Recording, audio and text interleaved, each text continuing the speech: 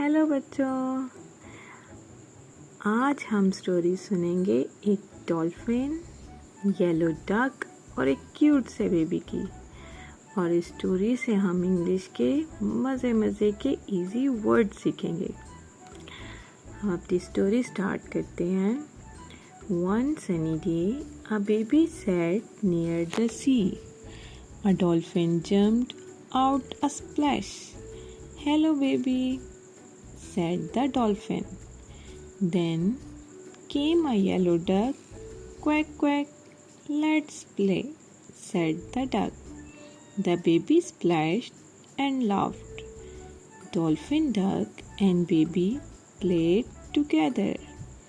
Friends can come from anywhere, land, sea or sky. कैसी लगी आपको आज की स्टोरी? अल्लाह हाफिज़।